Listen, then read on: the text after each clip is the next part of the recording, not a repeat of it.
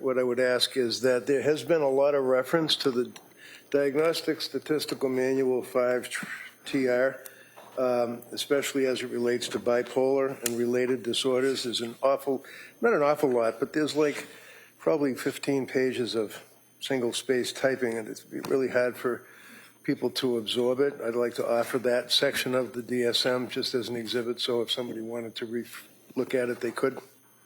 I would object. We have witnesses to testify about that. All right. All right. Why don't we mark that for identification?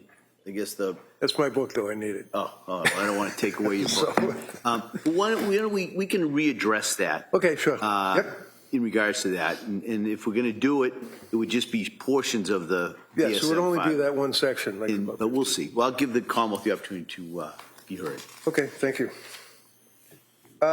So you, in the course of your employment at the South Shore Health, is it? Yes. How many times did Lindsay meet with you? Meet with me was 3.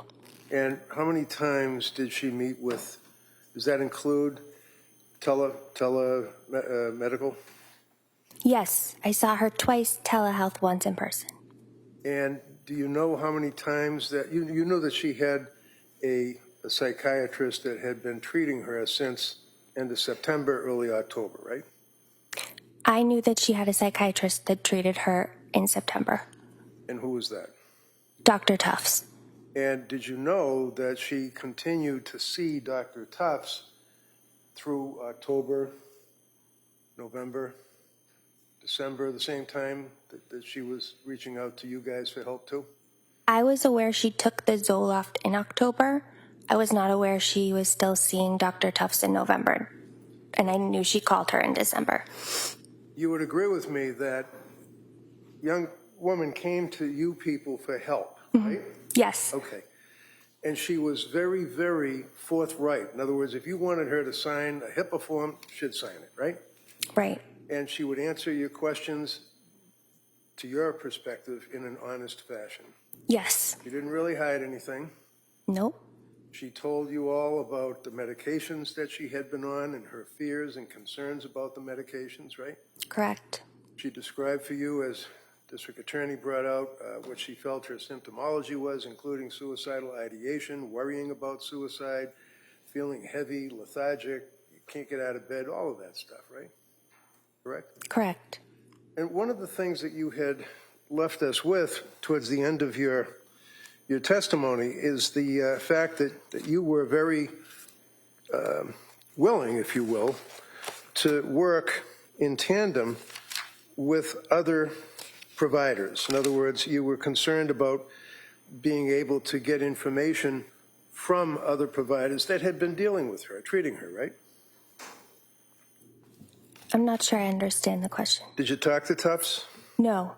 Did you ever get access to Tufts' medical records? No. Do you know how many times she saw Dr. Tufts? I do not. Would it surprise you if I told you that she saw Dr. Tufts 14 times in the time frame of October, or the end of September, October, November, December, and then January, 4 months? Yes. And that's 14 times plus the 3 that she saw you. Is that right? Yes. So that's 17 times that this young lady had access to healthcare providers for her mental health issues, correct? Correct. And that would be within a compressed period of time. I know it's the last week, I believe, in September, but October, November, December, and then January, right? Yes. And during that period of time, you're aware that she was provided many, many, many prescriptions for antipsychotics, selective serotonin reuptake inhibitors, benzodiazepines, all of that, right? I'm aware she was prescribed other medications. She was what? Prescribed other medications. Did you ask what other medications there were? Yes. And did she tell you? Yes. Did she tell you who prescribed them? Yes. It's pretty easy to get a list from CVS, right? Yes. And did you have any difficulty determining who was providing the prescriptions for all of these medications? No. And did you know that, in fact, it was Jennifer Tufts that prescribed the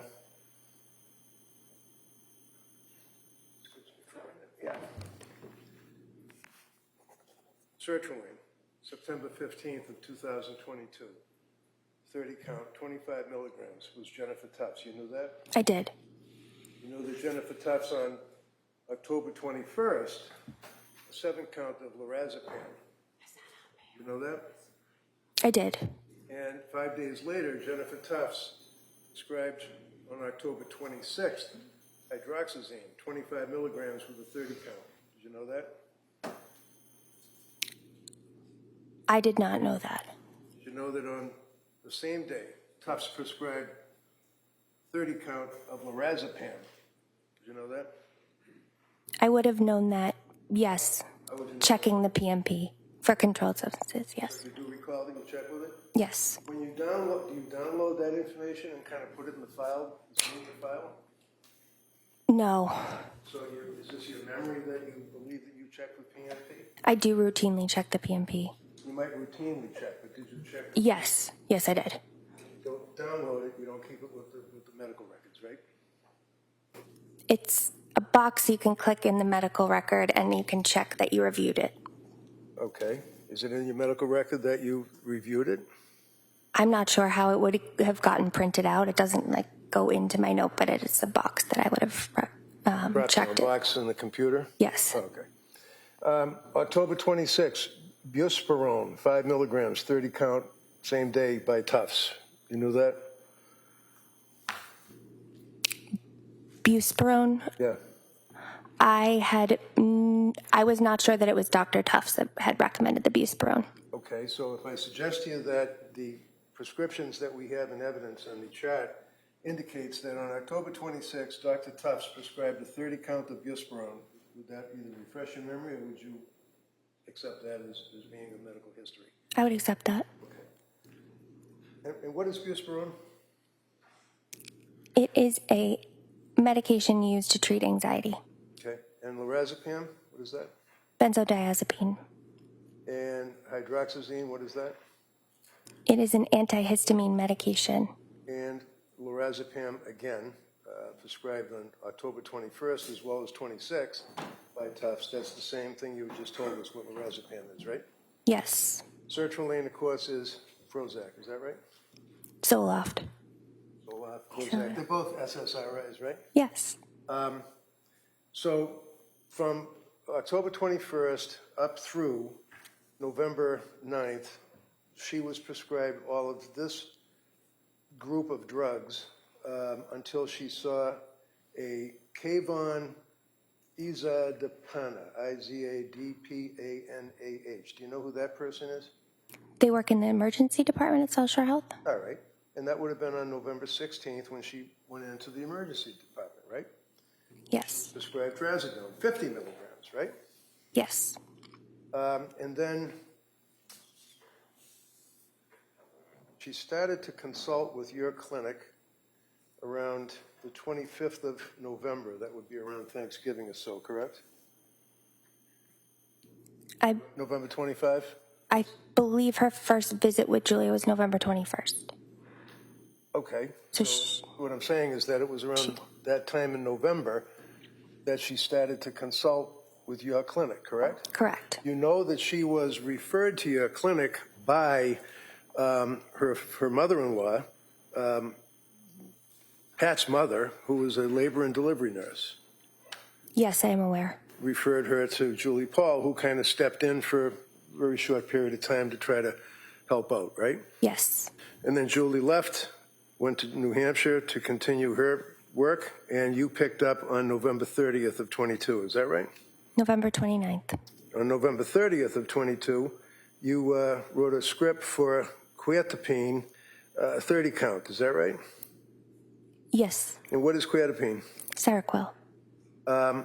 You also, a week later, wrote a script for diazepam, 5 milligrams. Is that correct? Correct. And then the next day, you wrote a script for, December 6th, you wrote a script for diazepam, 5 milligrams, right? Correct. December 7th, you wrote a script for diazepam 5 milligrams, right? Correct. December 7th, again, you wrote a script for quietapine, 30 count, right? I would need to check my. You can look at anything you want. If Okay. you have your records, feel free, please. Okay. You said Yeah, it would be December. December 7th. And I'm looking at quietapine, 30 count, 100 milligrams.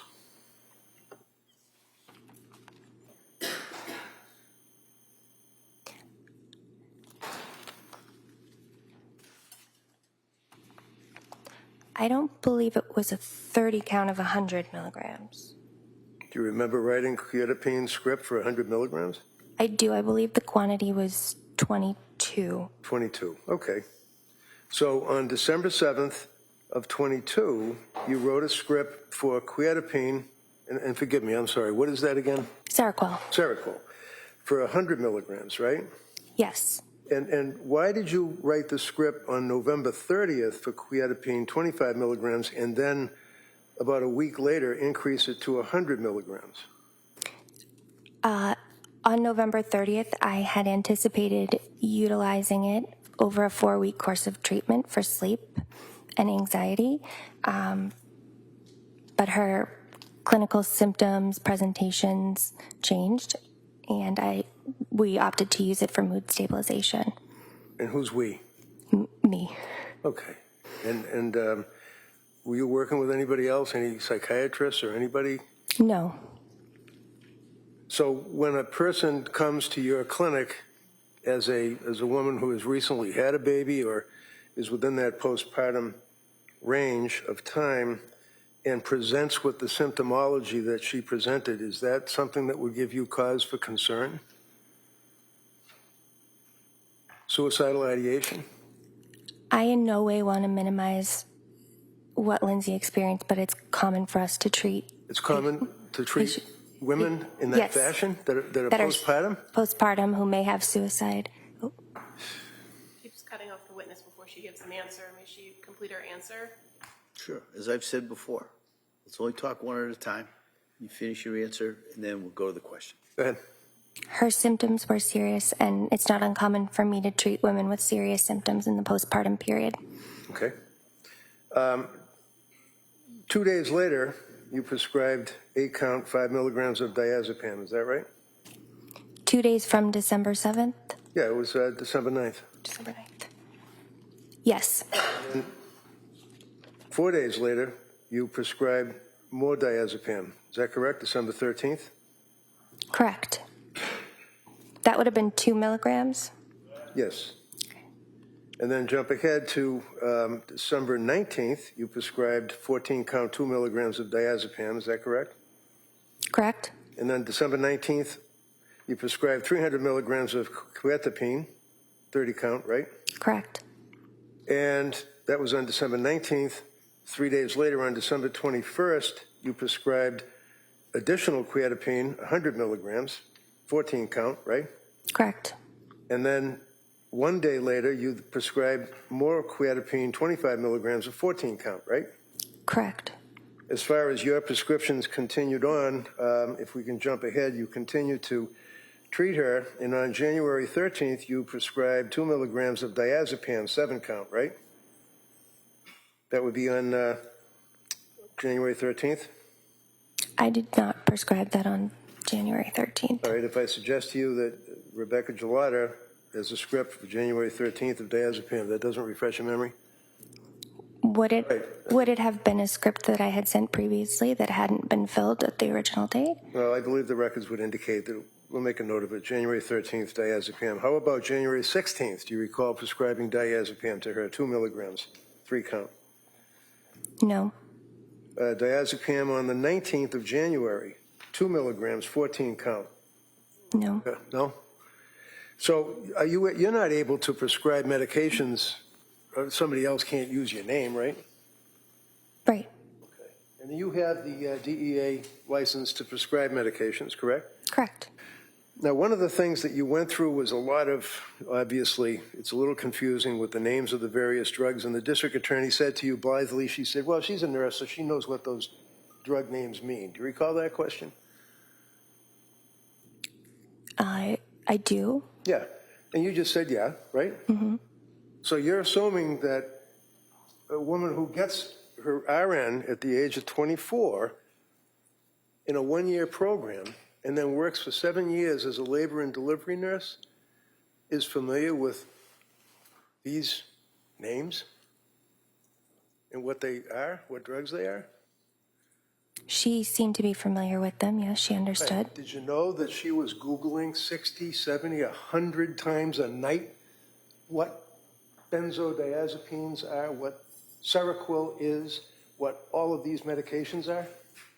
I did not know that. Did you ever ask her where she acquired what appeared to be, apparently to you, her ability to know what these medications are? I'm sorry, I don't understand the question. Well, you wouldn't know the medications that a labor and delivery nurse uses when they're helping a woman who's giving birth, would you? Not necessarily. Okay. In any event, one of the things that you left us with is the fact that you were very, I think the word was invested in Lindsay Clancy and were concerned about her treatment, right? Correct. You knew that she had gone to the Rhode Island program for Women and Infants Center, Behavioral Health Day Program in Providence, Rhode Island. You knew that, right? I did. And you basically gave her the referral. You didn't make the referral. I think it was Latasha Dukes that might have done that. Correct. So you were aware of the fact that a recommendation was made to Lindsay that she reach out to someone else for help, right? Lindsay made me aware of that, yes. And she needed help, didn't she? Yes. And she went to Women's and Infants Hospital on December 20th, right? She did. And was she treated at Women and Infants? I don't believe so. Why not?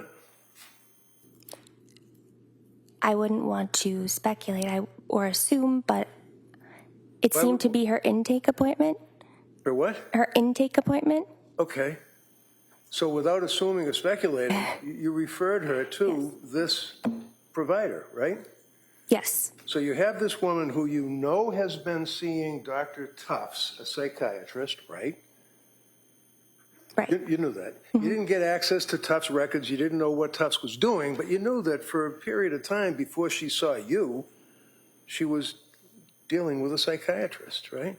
Yes. You knew that she was a woman who had just given birth like 5 months ago, right? Yes. You knew that she was obviously in trouble. She was sick, right? Yes. You told us that she was suffering from, and your words were, a mental health illness that was very real. And you told her that this will get better, and that was in December of 2022. Yes.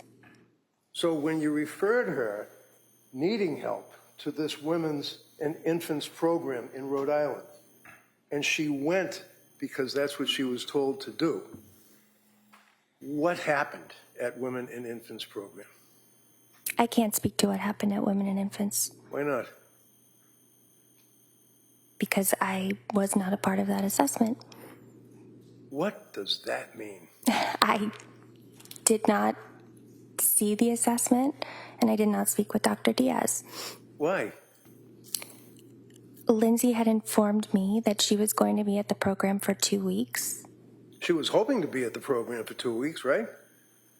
She told me she was going to be at the program for 2 weeks. But she was turned away after about 8 hours of sitting there in an assessment and sitting in a group session, and she was turned away because of their concern that she was suffering from, well, let me ask you, what was their diagnosis? I'm not sure. Did you ever find out? I have not. Does it matter to you as a treating person that I think your words were is invested in Lindsay Clancy's care at that time? Did it matter to you why she didn't get accepted into the program? It did. Why was it? I do not know their diagnosis. Did you know that she had been diagnosed? You have different diagnoses, right? Like general anxiety disorder or general anxiety, GAD, and then you have, is it a differential? Is that what it's called? Mm-hmm. What does that mean? Yes. It means a differential in medicine could be patient comes in with a cough. What are your differentials? Differential might be bronchitis, pneumonia, strep throat. So it's different things, different diagnoses you consider. Did you know that, in fact, they wouldn't accept her into the postpartum program because of their concern that she had been over-medicated by drugs, and they wanted to find out? I can't speak to that. Did you know that she was diagnosed as diagnosis depression due to adverse drug effects? I cannot speak to that. Do you know, invested as you were, that on December, strike that, on December 20th, the very same day that she had finished being evaluated, woman you were invested in, had been evaluated by Dr. Diaz that you recommended or you mentioned, that in fact, looking at the exhibit, that they recommended tapering Seroquel, starting 200 milligrams tonight, follow up with outpatient provider of note. We attempted to reach current outpatient provider Rebecca Gelada, but did not receive a call back. I never received a call from Women and Infants. So this medical record from Women and Infants saying that they called Rebecca Gelada and never got a call back, your memory is that they never called you? They never called me. I absolutely would have called them back. Okay. Well, regardless, you never talked to anybody from Women and Infants, did you? Whether they called you or whether you reached out to them being invested? I did not. I know our program re-referred her a few days later. I'm going to offer this now, Your Honor. I think just make sure. It's already in it. Yeah, I know. We'll just, We've marked, it's just different pages. So we can clean it up. yeah, well, I'll allow, we'll keep it as an exhibit for identification. You can double check, make sure the pages that have been referred here are contained within, is it exhibit 220? Yep. And if not, then we can admit the second. Okay, thank you. One of the things that you, is a takeaway from your treatment of Lindsay is that she was, I think your words were that she was scared and thought that starting these drugs, the drugs, it was scary, were her words, right? Yes. And at no time did it occur to you that Lindsay was doctor shopping or trying to get drugs. She was trying to basically get off drugs, right? Correct. One of the things that you had mentioned is that the Good Moms Have Scary Thoughts book is something that you guys would give out to women when they would come into your program. Yes. And hopefully it would be a good source for them to read things and maybe get some comfort from it, right? Yes. This is not, in your opinion, something that is indicative of like being a smoking gun. No. Police officer would seize it and the search warrant isn't. No. This is something you guys provide people to just help them out, right? Yes. Yeah. And just a couple of things. So on November 17th, she had an office visit with you. Is that correct? Not on November 17th. Okay. And you are South Shore Medical Center, right? Yes, that may have been her PCP. Okay. Is that her PCP? Is that person that would be under the umbrella of the South Shore Medical Center? Yes. Would that be Kimberly Tocchio? Yes. Okay. So you must have read Kimberly Tocchio's records, I would imagine, right? Yes. And you know that she was seen, record indicates that she was seen by a psychiatrist, and this would be November 17th note, started Zoloft 25, which was then increased to 50 milligrams, right? Yes. And she took the Zoloft 50 milligrams for one night and was unable to sleep and was discontinued because of the effect that it had on her, right? Yes. Now, one of the things that you had mentioned is that it's important to determine, and you did have thoughts of possibility that she was bipolar. Is that correct? Correct. And one of the things that is contraindicated to someone who does suffer from bipolar, whether it's 1 or bipolar 2, is that you do not place them on a selective serotonin reuptake inhibitor drug, such as Prozac or Zoloft, right? Correct. Because it can have an effect on them, isn't that right? Correct. And what's the effect it can have on them? It can cause what we consider rapid cycling, meaning you can swing from mania symptoms to depression symptoms relatively rapidly. On November 21st, did she have a meeting with you all? If you recall, looking at the records, did she meet with Julie Paul? If you know? Yes. Okay. And she gave Julie a history of what she had been going through. Is that correct? Correct. And in that history and in her talks with Julie, she had disclosed the fact that one of the things that she did in November was took a marijuana gummy, one gummy, to try to sleep, right? Correct. And again, her medical tests, blood tests, urine tests, everything showed that she had no alcohol, no THC, nothing on board, but she still disclosed the fact that to try to get some sleep, she took one gummy in November, right? Yes.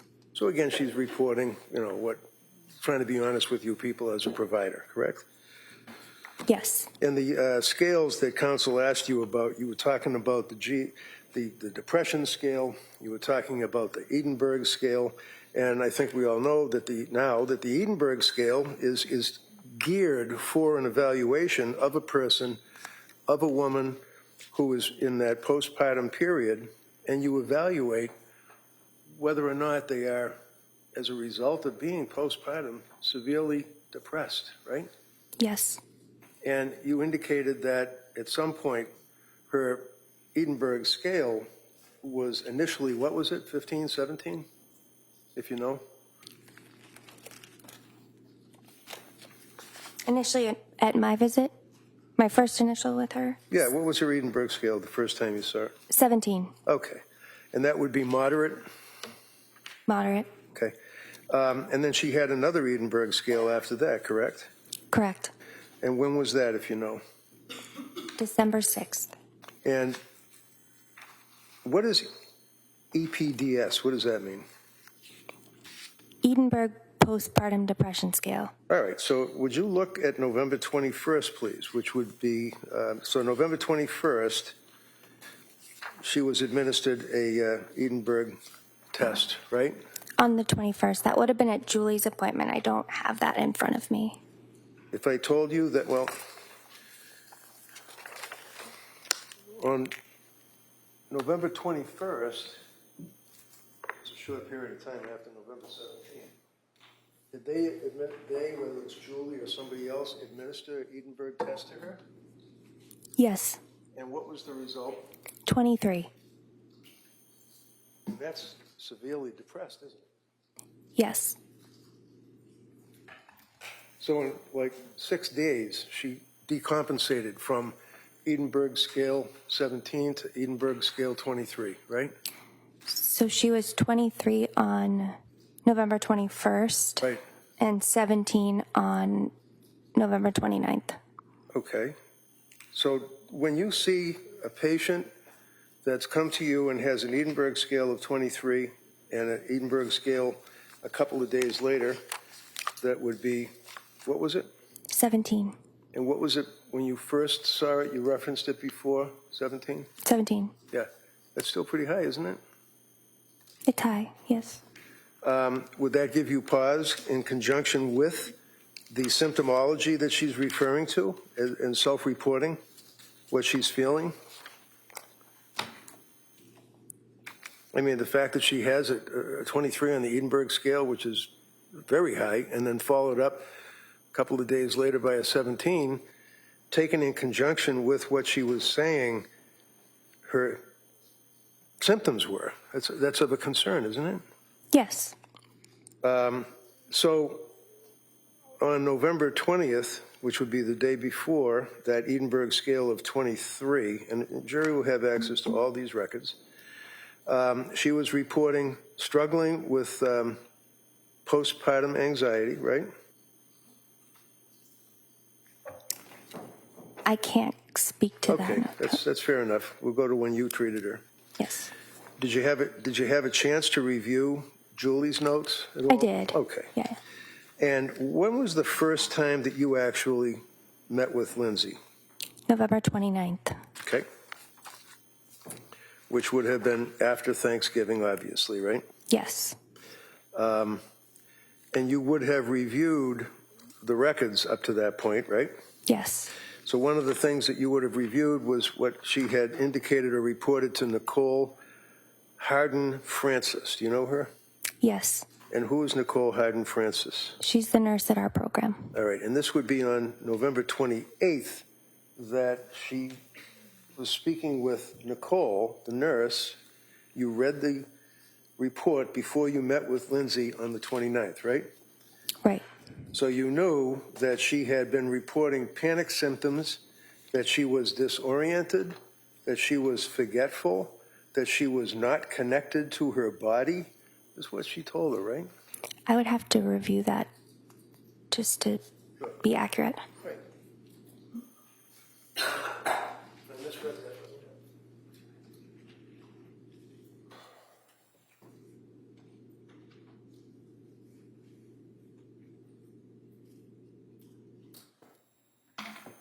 That's correct. Okay.